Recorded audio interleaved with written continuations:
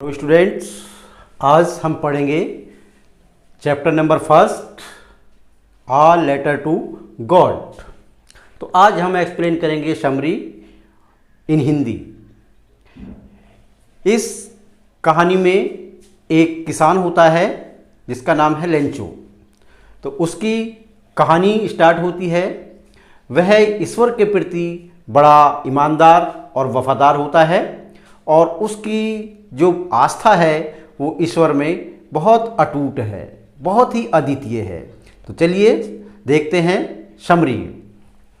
एक बार की बात है, लेंचो नाम का एक किसान रहता था। उसका घर पहाड़ की तलहटी में स्थित था और उस घाटी में उसका अकेला घर था। वह अपने खेतों में सुबह से लेकर शाम तक कड़ी मेहनत करता था। एक बार उसकी फसल बहुत ही अच्छी थी, लेकिन ज़्यादा सूखा पड़ जाने के कारण उसकी फसल सूखने लगी।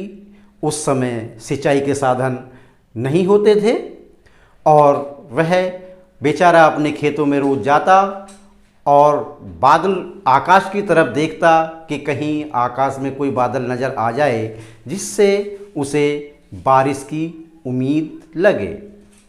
एक बार वह अपने खेतों में खड़ा था तो उसने जब आकाश की तरफ देखा तो उसे कुछ बादल दिखाई दिए आकाश में। उसे लगने लगा कि अब उसकी समस्या जल्दी ही सॉल्व हो जाएगी। थोड़ी देर के बाद जब देखा तो बादल घने हो गए। वो बड़ा खुश हो गया और थोड़ी ही देर में और वर्षा की बूंदें पड़ने लगी। अब उसकी खुशी का ठिकाना नहीं था। वो बड़ा प्रसन्न हुआ, लेकिन उसकी प्रसन्नता ज़्यादा समय तक नहीं टिक पाई।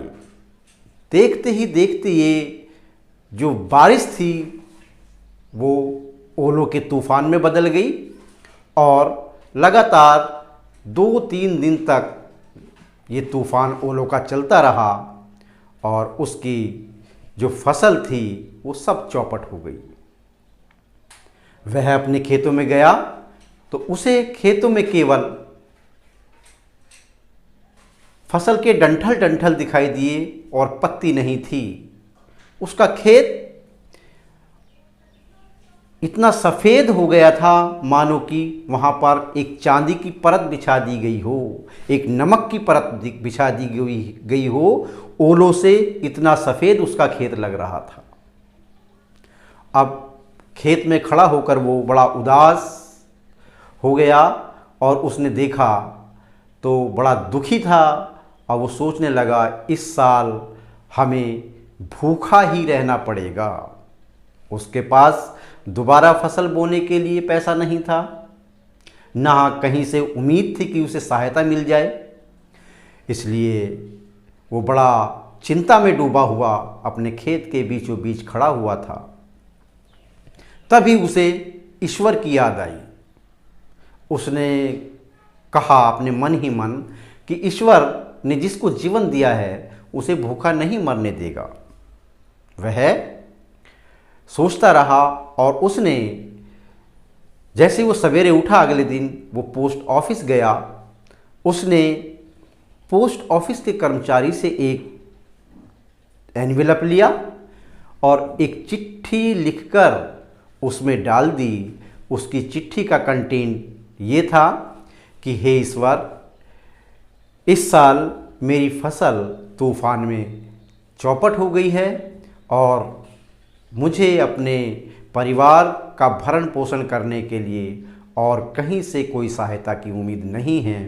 इसलिए मैं तुम्हें ये पत्र लिख रहा हूँ। मुझे 100 पीसोज की बहुत सख्त आवश्यकता है जिससे कि मैं 1 साल तक अपने परिवार का भरण पोषण कर सकूँ और अपनी फसल दोबारा बो सकूँ। ये लेटर लिख करके उसने एनवेलप में डाल दिया और पत्र पेटी में उसको ड्रॉप कर दिया। अब वहाँ से दूसरे तीसरे दिन जब वो गया कि इस उम्मीद से कि ये पत्र, मेरा कोई पत्र वापस आएगा जवाब ईश्वर से कुछ, यानी कि मुझे हेल्प मिलेगी, मुझे पीसल्स मिलेगा, मेरा मनी ऑर्डर आएगा गॉड की तरफ से। अब देखो कितना भोला भाला किसान था लेंचो, उसे यही पता नहीं था कि ईश्वर वास्तव में उसका कोई पर्सनल एड्रेस है या नहीं। तो उसने एनवेलप पे लिख दिया था पत्र ईश्वर को मिले। इसी का नाम इस चैप्टर का रखा है, इसी के आधार पर अ लेटर टू गॉड, और अपना नाम भेज दिया फ्रॉम लेंचो। अब वो तो पत्र डाल करके आ गया। अब वो पत्र जब खोला, वो पत्र निकाला पोस्टमैन ने, तो जब उसने देखा एड्रेस गॉड का, ईश्वर को मिले, गॉड को मिले, तो वो बड़ा हंसा और हंसते हंसते उस लेटर को लेकर के वो चला गया पोस्ट मास्टर के पास।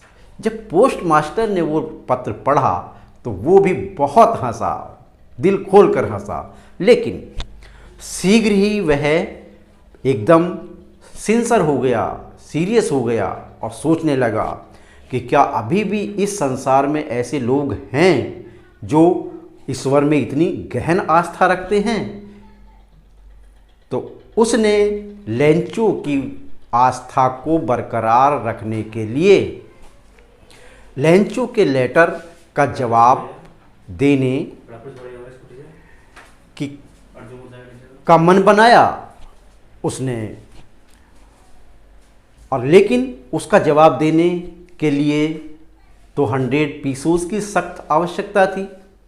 अब उसने इसकी पूर्ति करने के लिए अपने सभी कर्मचारियों से धन इकट्ठा किया और स्वयं उसने अपनी सैलरी का एक भाग उसके लिए दिया।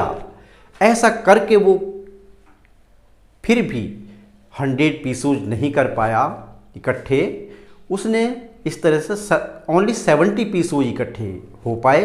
उसने वो 70 पीसोज लेंचो के नाम मनी ऑर्डर कर दिए और पत्र पर अपना एड्रेस लिख दिया फ्रॉम गॉड और टू लेंचो, यानी कि ईश्वर ने भेजा है लेंचो के लिए। ये एड्रेस लिख करके उसने लेटर बॉक्स में डाल दिया। अब लेंचो का तो रोज़ आना जाना था, वो तो इसी उम्मीद में जाता था कि हो सकता है कि मेरा पत्र आज आ गया हो। तो वो पत्र, वो मनी ऑर्डर लेंचो को मिला। लेंचो बड़ा खुश हुआ, खुशी खुशी वो अपने घर आया। उसने पत्र खोला तो जब उसने धन काउंट किया तो उसमें केवल 70 पीसोज पा करके वो बड़ा निराश हुआ।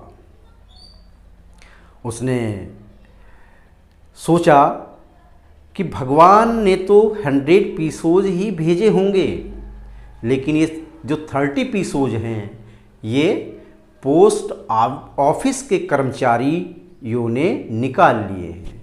उसने पोस्ट ऑफिस के कर्मचारियों को ठगों की टोली कहा। अब यहाँ व्यंग है इसमें, भाई जिन पोस्ट ऑफिस के कर्मचारियों ने परोपकार के तहत इतना धन इकट्ठा करके लेंचो को भेजा, आज उन्हें धन्यवाद मिलना चाहिए था इसके लिए, लेकिन इस काम के लिए, इतने अच्छे काम के लिए उन्हें ठगों की टोली कहा गया है। यहाँ पर एक व्यंग किया गया है, तो ये व्यंग्यात्मक शैली का यहाँ यूज़ किया गया है। अब लेंचो ने कहा कि मुझे तो 100 पीसोज की ज़रूरत थी, 30 पीसोज मेरे निकाल लिए गए हैं। तब उसने एक और पत्र लिखा लेंचो ने भगवान के लिए कि हे गॉड, आपने 100 पीसोज ही भेजे होंगे, लेकिन मुझे लगता है इन पोस्ट ऑफिस के कर्मचारियों ने 30 पीसोज निकाल लिए हैं। मुझे तो 100 पीसोज की सख्त ज़रूरत है। जो बाकी के 30 पीसोज नहीं मिले हैं मुझे, वो आप और भेज दीजिए, लेकिन ये अब पोस्ट ऑफिस के थ्रू मत भेजिएगा, क्योंकि पोस्ट ऑफिस के जो कर्मचारी हैं वो बहुत ही ज़्यादा बेईमान हैं। उन्होंने आपका भेजा हुआ धन निकाल लिया है 30 पीसोज मेरे, और मुझे सख्त ज़रूरत है, इसलिए मुझे ये 30 पीसोज बहुत जल्द भेजिए ताकि मैं अपने परिवार का भरण पोषण कर सकूं और अपनी फसल दोबारा बो सकूं। ये थी आपकी समरी। धन्यवाद। उम्मीद है आपको ये समरी समझ में आ गई होगी। अगर फिर भी कोई डाउट आपको है इसमें तो आप नीचे कमेंट बॉक्स में लिख सकते हैं।